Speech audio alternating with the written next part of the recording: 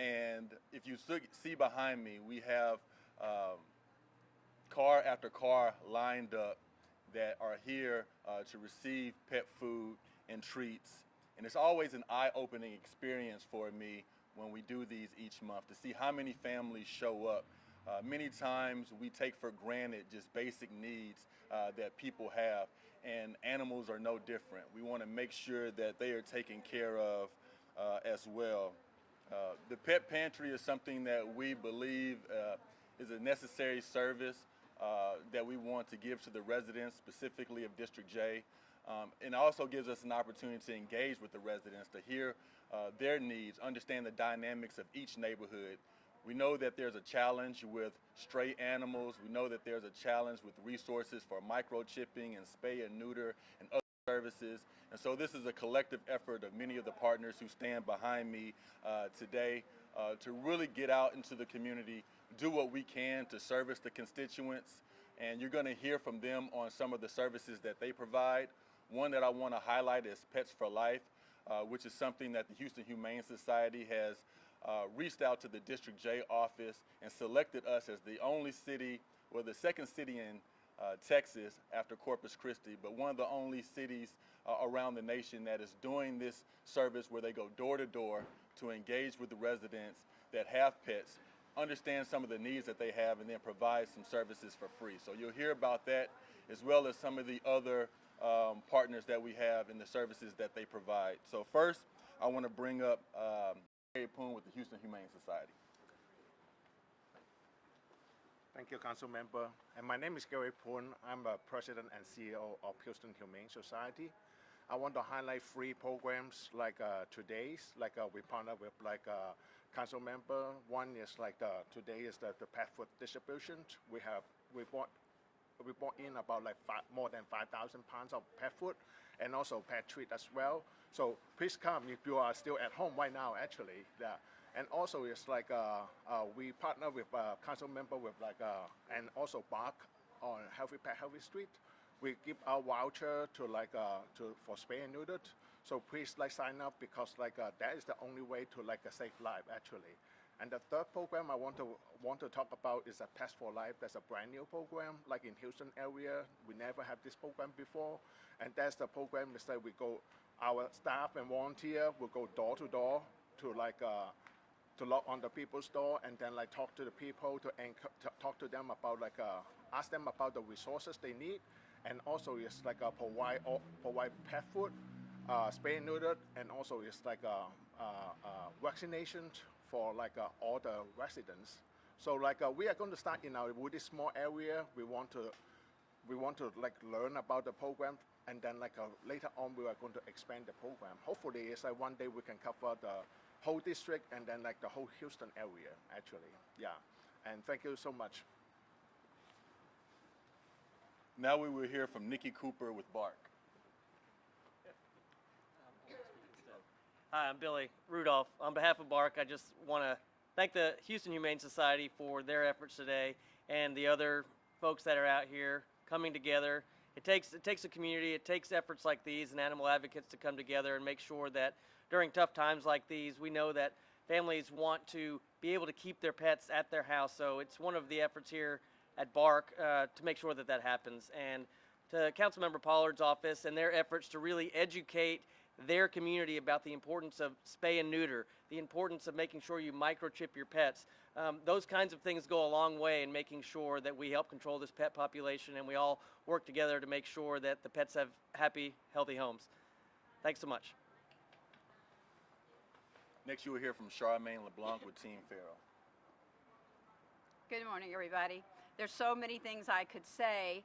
I would very first like to thank the Councilman's office for the funding that he has provided this year for TNR. TNR is Trap, Neuter, Release. And this is not on pets that live in people's homes. These are our community cats that live in our neighborhoods that sometimes no one claims. However, everybody feeds. So these are the animals that we need to keep spay and neutered so that the kittens especially don't keep happening. One mama kitten can have 4 litters a year, up to 6 kittens. So we fix one mama, and that takes care of a problem down the road over and over and over again. His council office has helped fund this, hoping that it will spur the attention of all the city council areas. It's not just District J that has feral cat issues. So it's a citywide thing, it's a statewide thing, but I'm so proud to live in District J and have this councilman be recognizing the problem. I would also like to recognize all the underground feral and animal rescue organizations that there are that you never see. We are out there, we are willing to help, and with partners like this, we will make progress over the next few years with feral cat population. So thank you. And next you will hear from Lisa Gilchrist with the Hope Clinic. Good morning. My organization, HOPE, which stands for Homeless and Orphaned Pets Endeavor, is a cat and dog adoption group that services the entire greater Houston area. But we also have a TNR program that has been very active in District J, thanks to people like Charmaine and a whole host of other TNR advocates. We are also putting on a free microchipping and vaccine clinic in less than 2 weeks in District J for anybody throughout the greater Houston area. You don't have to live within District J. It will be at the Burnett Balin Community Center on November 12th. And again, Councilman Pollard has graciously helped to support us in that effort. This will be our third free microchipping and vaccine clinic at the Balin Burnett Community Center, so we hope to have a good turnout. We're looking for around 500 owned pets that need to be vaccinated or microchipped. Thanks. Next you'll hear from Brian Pendleton with Precinct 4, Leslie Briones' office. Thank you, and on behalf of the Harris County Commissioner's Office of Leslie Briones, we would like to thank Councilmember Pollard and his team for putting this together. Harris County and City of Houston, we're going to do whatever we can to help control the pet population and to have more events like this. So we thank you and thank all the partners that are helping. Thank you. So as you all can see, it takes a collective effort to really ensure that the animal welfare issues are met within the City of Houston and specifically District J. The pet pantry that you see behind me with the cars lined up started at 9 o'clock, but they've been lined up before 8 o'clock, and they're all the way down Bel Air. You'll see hundreds and hundreds of cars. We do what we can because we understand that families are in need. The resources that we provide are necessary, and we want to also meet them where they are. So for those who can't come to us with the Pets for Life, we will start going to them. It's going to take all of us working together. The dogs, the cats, the animals, the pets that we have within our homes and on the streets, they need us in everything that we do to ensure that they have a high quality of life like we want for ourselves. And so it's going to take the county and the city working together. I'm proud of the partnerships that we have created. I'm looking forward to expanding upon this. Our office is really trying to take the lead and make animal welfare a priority. We hear the calls, we read your emails, we see the posts on social media about some of the animal issues within the community. And so we're trying to do our part to address those issues in a meaningful way. And so please stay in touch with my office. Look at the things that we put out through our emails and on social media. If there are any other partners or entities that want to be a part of the solution, please reach out to our office. And I want to thank each and every one of you all who are here today for your efforts. As you can see, there is a true need that we're meeting, and I know collectively together we will address it. So thank you and God bless you. Pets for Life, can you expand on that? Yeah, so for Pets for Life, let me bring forward Gary Poon to speak more. What's the program about? The program is about like we go door to door to like a lot of people's house and then like to provide resources to them. we are going to ask them to see like do they need pet food and pet supplies, and also is like medical treatment as well actually. So we have like the program we are going to start like a small, and then like we'll go big, and then I encourage like District J like residents like neighbor helping neighbor actually, if they can join us to provide like resources to their neighbors, and that the way we think that is like going to improve the overall the environment, because like pets is really important for like it's emotional support for families actually. So if we believe like we keep the pet like in at home, it's better than they are at a shelter, and that is like the most cost effective way to like to solve this like animal issue in Houston area. So that's why we start this like a Pets for Life program to try to keep the families that keep the pets at home, and also is like going to be like help like the families to keep the pet at home as well actually. Yeah. What area do we know we're going to start? We are going to start at District J. We are going to start in like a really small area. So like we'll talk more like after the program like started actually. Of course, like sure. So as Gary was explaining, the Pets for Life program is an opportunity for the Houston Humane Society to be able to approach residents at their door. We're going to be doing it at the Brayburn Glen neighborhood, which is located near Gessner and 59, a very diverse area, but we do get some calls and emails from that community regarding pet issues in the neighborhood. So we wanted to start there. What it is ensuring that people have information, going to them, not expecting people to always come to us, but knocking on their doors, understanding their specific need, learning the dynamics of that neighborhood, giving them information on responsible pet ownership, and then also providing resources that their pet may need. So we're going to start in the Brayburn Glen community.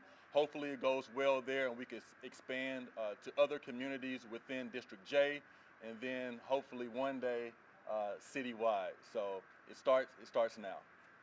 How often you're gonna do initiatives like this? So we do these initiatives periodically, almost every other month, sometimes every month. It just depends on the resources of the Houston Humane Society and some of our partners. But usually at least every other month we're here at Sharpstown Baptist Church. I want to give a huge shout out to Sharpstown Baptist Church and their leadership. They always open the parking lot to us. And as you can see, there's a huge need. People are not in this line just from District J, but they're all over the greater Houston area. The Houston Humane Society does a great job of promoting this on their social media. We do it as well. And then BARC comes out with us and partners for District J residents to get a voucher for a free spay and neuter. And so for all the cars that are in line, we check to see if they're in the zip code of District J. If they are and they would like to get spay and neuter services, BARC will provide them with that voucher. My council office provides the dollars and funding for that through our council district service funds, and it's something that we will continue to do. Thank you all very much. You have any speakers in Spanish? Alex.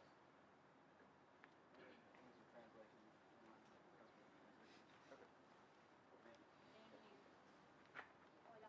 ¿Nos puedes decir tu nombre, apellido y cómo podríamos identificarte y luego comentarnos de qué se trata esta iniciativa?